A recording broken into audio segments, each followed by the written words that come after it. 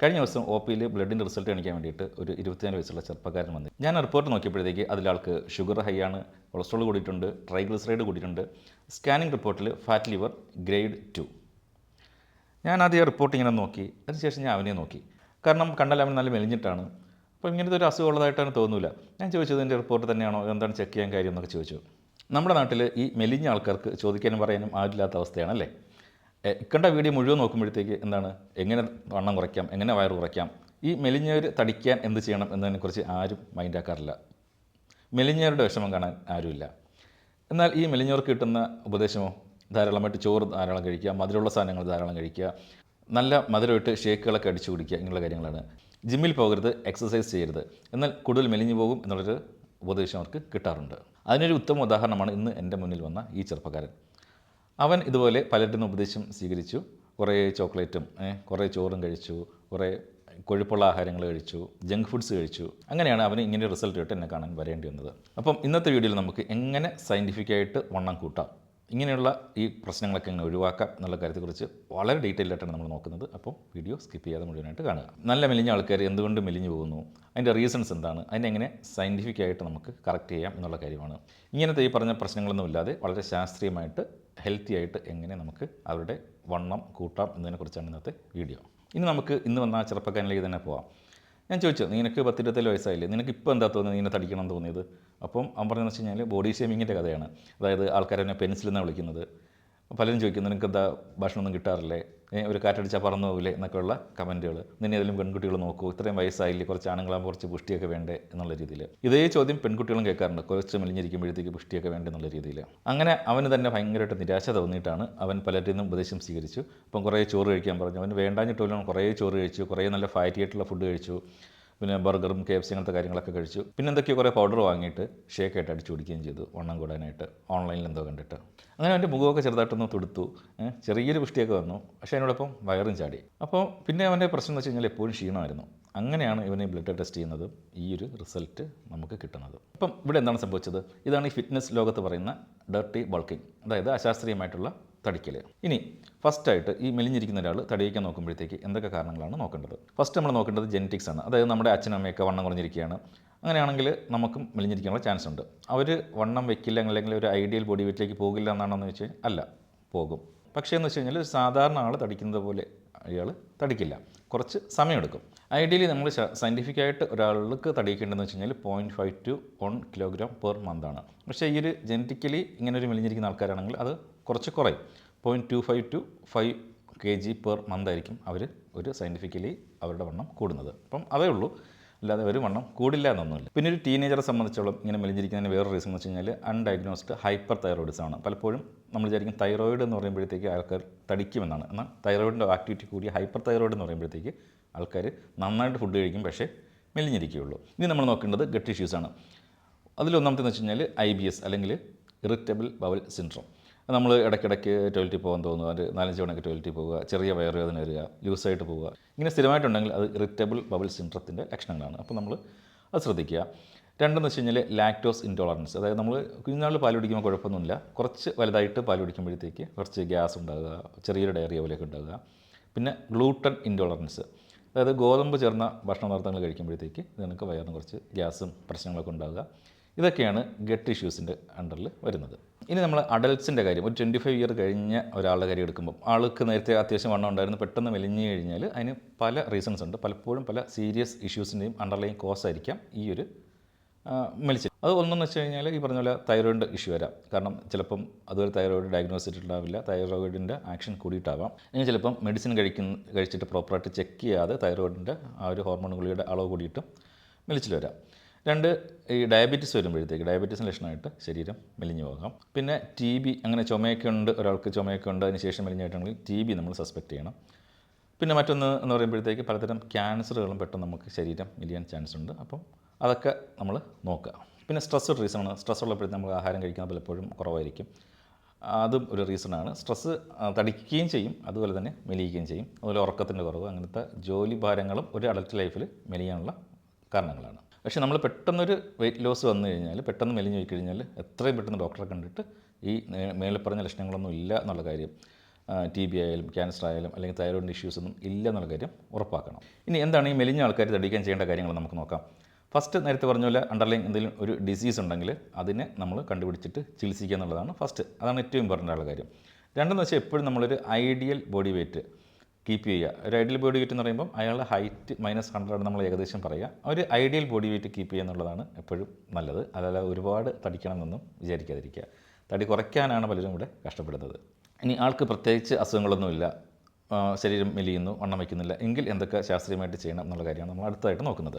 ഒന്ന്, ഇവർക്ക് കിട്ടുന്ന പലപ്പോഴും കിട്ടുന്ന ഉപദേശം എന്ന് വെച്ചാൽ ഞാൻ നേരത്തെ പറഞ്ഞതുപോലെ കുറച്ചധികം ചോറ് കഴിക്കുക, നിർബന്ധിച്ച് കുറേ ചോറ് കഴിപ്പിക്കും, അല്ലെങ്കിൽ ജങ്ക് ഫുഡ്സ് കഴിക്കുക, അല്ലെങ്കിൽ ഷുഗറി ആയിട്ടുള്ള ഡ്രിങ്ക്സ് കുടിക്കുക, അല്ലെങ്കിൽ എന്തെങ്കിലും ഷേക്കുകൾ. പലപ്പോഴും ഈ ഓൺലൈനിൽ കിട്ടുന്ന പൊടികളൊക്കെ നല്ല ഷുഗറി ഡ്രിങ്ക്സാണ്.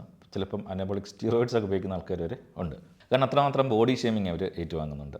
അതാണ് എൻ്റെ ഒരു മെയിൻ റീസൺ. അപ്പോൾ ഇങ്ങനൊരു ഈ ജങ്ക് ഫുഡ്സ് അല്ലെങ്കിൽ ഒരുപാട് കാർബോഹൈഡ്രേറ്റ് കഴിച്ച് കഴിഞ്ഞാൽ എന്താണ് പ്രശ്നം പറ്റുക? ഒന്ന് നേരത്തെ പറഞ്ഞ പോലെ ഈ കൊളസ്ട്രോൾ, ഷുഗർ അല്ലെങ്കിൽ ഫാറ്റ് ലിവർ ഇതൊക്കെ ഒരുപാടായിട്ട് കൂടും. ഇവർ ഈ മെലിഞ്ഞിരിക്കുന്ന ആൾക്കാരായതുകൊണ്ട് പലപ്പോഴും ഈ ഇതൊന്നും ടെസ്റ്റ് ചെയ്യണമെന്നില്ല. കാരണം അവർ വിചാരിക്കുന്നില്ല ഇവർ മെലിഞ്ഞിരിക്കുകയാണ്, അതുകൊണ്ട് ഈ അസുഖങ്ങളൊന്നും വരുമെന്ന് ഒരിക്കലും ഒരു പ്രതീക്ഷിക്കുന്നില്ല. നമ്മുടെ നാട്ടിലൊരു തെറ്റിദ്ധാരണയാണിത്. നമ്മൾ മെലിഞ്ഞിരുന്ന് കഴിഞ്ഞാൽ നല്ല ഹെൽത്തിയാണ്, അപ്പം അവർക്ക് ഈ ഫാറ്റ് ലിവറോ ഷുഗറോ ഒന്നും വരില്ല എന്നുള്ളൊരു തെറ്റിദ്ധാരണ. അത് തികച്ചും ഇന്ത്യക്കാരെ സംബന്ധിച്ചിടത്തോളം അത് വളരെ തെറ്റാണ്. നമുക്ക് മെലിഞ്ഞിരുന്നാലും ഈ പറഞ്ഞ അസുഖങ്ങളൊക്കെ വരും. ഇതിന് നമുക്ക് toffee, thin on outside fat on inside എന്ന് പറയാം. ഇവരിങ്ങനെ ഈ മെലിഞ്ഞിരിക്കുന്ന ആൾക്കാർക്ക് പലപ്പോഴും ഈ ഒരു സബ്ക്യൂട്ടേനിയസ്, നമ്മളെ തൊലിപ്പുറത്തുള്ള ഫാറ്റ് അധികം ഉണ്ടാവില്ല, പക്ഷേ ഇവരുടെ വിസറൽ ഫാറ്റ്, നമ്മുടെ ശരീരത്തിനകത്തുള്ള ഫാറ്റ് ഭയങ്കര കൂടുതലായിരിക്കും. അത് ഭയങ്കര ഡേഞ്ചറുമാണ്. ഇനി നമ്മൾ സയൻറ്റിഫിക്കായിട്ട് നോക്കുകയാണെങ്കിൽ ഒരു ഹെൽത്തി വെയിറ്റ് ഗെയിൻ എന്ന് പറഞ്ഞു കഴിഞ്ഞാൽ 0.5 to 1 kilogram പെർ മന്ത് അത്രയും നമ്മുടെ ശരീരത്തിൽ വെയിറ്റ് കൂടാവും. അതിൽ കൂടുതൽ കൂടിക്കഴിഞ്ഞാൽ അത് കൂടുന്നത് ഫാറ്റായിരിക്കും. അത് നേരത്തെ പറഞ്ഞ പ്രശ്നങ്ങളൊക്കെ ഉണ്ടാക്കും. ഇനി ഞാൻ നേരത്തെ പറഞ്ഞു ഈ ജനറ്റിക്കലി തിന്നായിട്ടുള്ള ആൾക്കാർ, അച്ഛനമ്മയൊക്കെ തിന്നായിട്ടുള്ള ആൾക്കാരാണെങ്കിൽ അവരിൽ കുറച്ചുകൂടെ കുറവായിരിക്കും. 0.25 to 5 kilogram പെർ മന്ത് അത്രേ അവരിൽ എക്സ്പെക്റ്റ് ചെയ്യേണ്ടതുള്ളൂ. അതുകൊണ്ട് അവർ വണ്ണം വയ്ക്കില്ല എന്നൊന്നുമല്ല, അവർ വണ്ണം വയ്ക്കും, പക്ഷേ നോർമൽ പീപ്പിളിനെക്കാട്ടിയും കുറച്ചുകൂടി സമയം എടുക്കും എന്ന് മാത്രമേ ഉള്ളൂ. ഇനി ഈ വണ്ണം വയ്ക്കാൻ വേണ്ടിയിട്ട് എങ്ങനെയാണ് അല്ലെങ്കിൽ എന്താണ് കഴിക്കേണ്ടതെന്നുള്ള കാര്യം നമുക്ക് നോക്കാം. അത് ഫസ്റ്റ് എന്ന് വെച്ച് കഴിഞ്ഞാൽ നമുക്കൊരു ദിവസം വേണ്ടുന്ന കാലറി എത്രയെന്ന് കാൽക്കുലേറ്റ് ചെയ്യണം. അതിനെന്താ ചെയ്യേണ്ടതെന്ന് വെച്ച് കഴിഞ്ഞാൽ നമ്മൾ ഗൂഗിൾ എടുത്തിട്ട് TDEE കാൽക്കുലേറ്റർ എന്ന് ടൈപ്പ് ചെയ്യുക. അപ്പം അതിൽ വെയിറ്റും ഹൈറ്റും നമ്മൾ ആക്ടിവിറ്റീസ് കൊടുത്തു കഴിഞ്ഞാൽ നമുക്കൊരു എമൗണ്ട് കിട്ടും. ഇപ്പം ഫോർ സപ്പോസ് ഇപ്പോൾ ഒരു 2000 ആണ് ഒരാൾക്ക് വേണ്ടതെങ്കിൽ അയാൾ വണ്ണം വയ്ക്കേണ്ട ആളുകൾ ഒരു 300 മുതൽ 500 എക്സ്ട്രാ കഴിക്കണം. ഇനി ഫസ്റ്റ് ഒരു ചെയ്യേണ്ടതെന്ന് വെച്ച് കഴിഞ്ഞാൽ അവരുടെ പ്രോട്ടീൻ ഫിക്സ് ചെയ്യണം. അതായത് ഐഡിയലി ഒരു 1.2 to 1.5 milligram per kilogram ആണ് നമ്മൾ അഡ്വൈസ് ചെയ്യുന്നത്.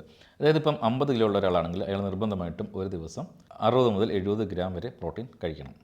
അത് ആദ്യം ഫിക്സ് ചെയ്യുക. അതിനകത്ത് എത്ര കാലറി ഉണ്ടെന്ന് നോക്കുക.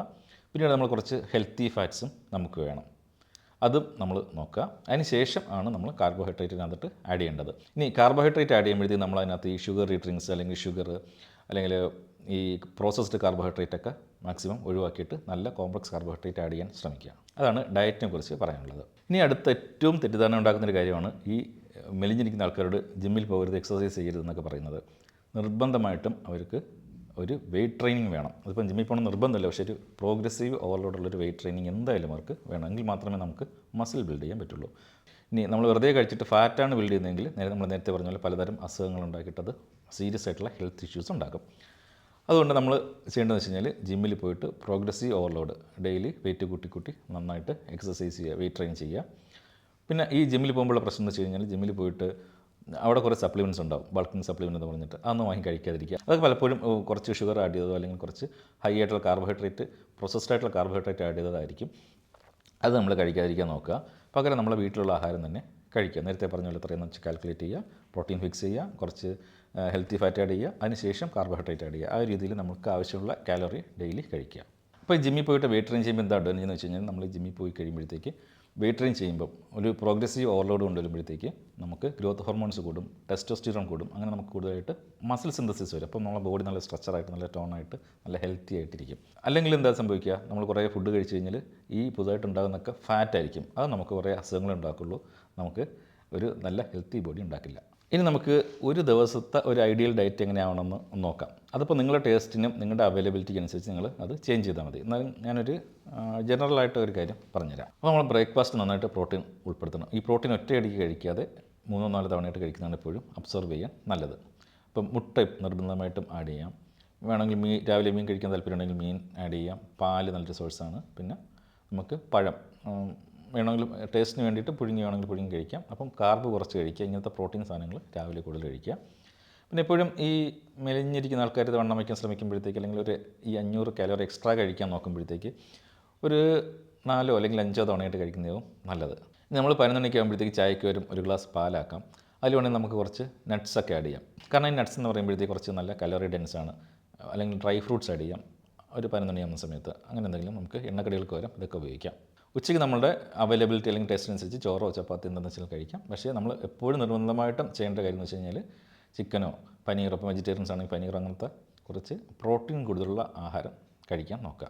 4 മണിക്ക് നമുക്ക് ഇതുപോലെ ഒന്നുകിൽ നട്ട്സൊക്കെ ചേർത്തിട്ട് ഒരു ബനാന സ്മൂത്തി അല്ലെങ്കിൽ അങ്ങനെ എന്തെങ്കിലും സ്മൂത്തി അടിച്ച് കുടിക്കാൻ കുഴപ്പമില്ല. ഷുഗർ ഡ്രിങ്ക് ആവരുന്നേ ഉള്ളൂ. അങ്ങനെ സ്മൂത്തി ആയിട്ട് കഴിക്കുമ്പോഴത്തേക്ക് 4 മണിക്ക് അത്യാവശ്യം നല്ലൊരു കലോറി റിച്ച് ആയിട്ടുള്ള സാധനമാണ്. ഡേറ്റ്സ് ആഡ് ചെയ്യാം. അങ്ങനെ ഡ്രൈ ഫ്രൂട്ട്സും നട്ട്സ്, പാൽ ഇതൊക്കെ ആഡ് ചെയ്തിട്ട് നമുക്ക് സ്മൂത്തി ഈവനിങ്ങിൽ കഴിക്കാം. രാത്രിയും ഇതുപോലെ തന്നെയാണ്. നമ്മൾ കാർബ് കുറച്ചിട്ട് കൂടുതൽ പ്രോട്ടീൻ ആഡ് ചെയ്യാൻ നോക്കുക. ചിക്കനോ ബീഫോ എന്താണെന്ന് വെച്ച് കഴിഞ്ഞാൽ നമ്മുടെ ആവശ്യത്തിനനുസരിച്ച് കഴിക്കുക. അല്ലെങ്കിൽ മുട്ട ആഡ് ചെയ്യാം. കിടക്കാൻ നേരത്ത് വേണം നമുക്ക് ഒരു ഗ്ലാസ് ചൂട് പാൽ കുടിക്കാം. അത് നമുക്ക് നന്നായിട്ട് ഉറക്കം റെഡിയാക്കി തരും. ഈ ഉറക്കവും വെയിറ്റ് ഗെയിൻ ഉണ്ടാക്കാൻ വേണ്ടിയിട്ട് വളരെയധികം ഹെൽപ്പ് ചെയ്യുന്ന ഒന്നാണ്. അതുകൊണ്ട് പ്രോപ്പറായിട്ട് നമ്മൾ ഉറങ്ങാൻ ശീലിക്കുക. സ്ട്രെസ്സൊക്കെ ഉണ്ടെങ്കിൽ അത് കുറയ്ക്കാൻ നോക്കുക. അതും സ്ട്രെസ്സ് കൂടിക്കഴിഞ്ഞാൽ നമ്മളത് വിശപ്പിനെയും മെറ്റബോളിസത്തെയൊക്കെ ബാധിക്കും. സ്ട്രെസ് ഉണ്ടെങ്കിൽ മെഡിറ്റേഷനോ അങ്ങനത്തെ കാര്യങ്ങളൊക്കെ വെച്ചിട്ട് സ്ട്രെസ്സ് കുറയ്ക്കാൻ നോക്കുക. അപ്പോൾ ഇതാണ് ഒരു ഐഡിയലി ഒരു ദിവസം നമ്മൾ കഴിക്കേണ്ട ആഹാരം. അപ്പോൾ നിങ്ങളുടെ ആവശ്യം അല്ലെങ്കിൽ അവൈലബിലിറ്റി അല്ലെങ്കിൽ നിങ്ങളുടെ സൗകര്യം അനുസരിച്ച് അതിന് വ്യത്യാസം കൊണ്ടുവരാം. പക്ഷേ നമ്മൾ നമുക്ക് വേണ്ടുന്ന കലോറിയിൽ നിന്ന് എപ്പോഴും ഒരു 500 എക്സ്ട്രാ കഴിക്കണം. പക്ഷേ നമ്മൾ ഫസ്റ്റ് പ്രോട്ടീൻ ഫിക്സ് ചെയ്യണം. അത് കഴിഞ്ഞിട്ട് മാത്രമേ ബാക്കിയുള്ള കാര്യങ്ങൾ നമ്മൾ ആഡ് ചെയ്യാൻ പാടുള്ളൂ. വെയിറ്റ് ട്രെയിനിങ് ചെയ്യണം. വെയിറ്റ് ട്രെയിനിങ് ചെയ്താൽ മാത്രമേ നമ്മൾ ഈ കഴിക്കുന്ന പ്രോട്ടീൻ മസിലായി മാറുകയുള്ളൂ. അങ്ങനെ വണ്ണം കൂടുകയുള്ളൂ. അല്ലെങ്കിൽ നമ്മുടെ ശരീരത്തിന് നല്ല ഹെൽത്തി ടോണ്ടായിട്ടുള്ളൊരു ബോഡി കിട്ടുകയുള്ളൂ. വെറുതെ ഭക്ഷണം മാത്രം ശ്രദ്ധിച്ചിട്ട് കാര്യമില്ല. കറക്റ്റായിട്ട് നമ്മളൊരു പ്രോഗ്രസീവ് ഓവർലോഡ് ജിം എക്സസൈസ് ചെയ്യണം. ഇപ്പോൾ എത്രയാണ് എനിക്ക് ഈ മെലിഞ്ഞ ആൾക്കാരോട് പറയാനുള്ളത്. മെലിഞ്ഞിരിക്കുക എന്ന് പറയുന്നത് ഒരു വളരെ നല്ല കാര്യം തന്നെയാണ്. പക്ഷേ നമ്മളെപ്പോഴും ഒരു ഐഡിയൽ ബോഡി വെയിറ്റ് കീപ്പ് ചെയ്യണം. പിന്നെ മെലിഞ്ഞിരുന്നാൽ ഹെൽത്തിയാണ് എന്നുള്ളൊരു മിസ്കൺസെപ്റ്റ് ഉണ്ട്. അങ്ങനെയല്ല, മെലിഞ്ഞിരിക്കുന്ന ആൾക്കാരിലും ഈ പറയുന്ന വിസറൽ ഫാറ്റ് കൂടുതലായിട്ട് വന്നിട്ട് പ്രമേഹവും ഫാറ്റ് ലിവറും ഹൃദ്രോഗമൊക്കെ ഉണ്ടാക്കാം. അപ്പോൾ നമ്മൾ ബ്ലഡ് ചെക്കപ്പ് ഒക്കെ ചെയ്യുക. പിന്നെ പെട്ടെന്ന് നമ്മൾ വെയിറ്റ് കൂട്ടാൻ ശ്രമിക്കാതിരിക്കുക. ഈ പറഞ്ഞ രീതിയിൽ പതുക്കെ 0.5 to 1 കിലോഗ്രാം പെർ മന്ത് എന്നുള്ള രീതിയിൽ നമ്മൾ കുറച്ച് നാൾ ക്ഷമയോടെ ഇരുന്ന് ഇങ്ങനെ കറക്റ്റായിട്ട് ഐഡിയലായിട്ടൊരു ഡയറ്റ് എടുത്ത് എക്സസൈസും ചെയ്തിട്ട് വണ്ണം കൂട്ടാൻ നോക്കുക. അപ്പം ഈ വീഡിയോ നിങ്ങൾക്ക് ഇഷ്ടമെന്ന് ഞാൻ വിചാരിക്കുന്നു. അങ്ങനെ ഇഷ്ടമായെങ്കിൽ നിങ്ങൾ ലൈക്ക് ചെയ്യുക. പിന്നെ ഈ മെലിഞ്ഞിരുന്നിട്ട് ശരീരം പുഷ്ടിയില്ലാന്ന് വിചാരിച്ച് കഷ്ടപ്പെടുന്ന ആൾക്കാർക്ക് ഈ വീഡിയോ ഷെയർ ചെയ്ത് കൊടുക്കുക. അടുത്ത ആഴ്ച മറ്റൊരു നല്ല ഹെൽത്തി വീഡിയോയുമായിട്ട് വീണ്ടും കാണാം.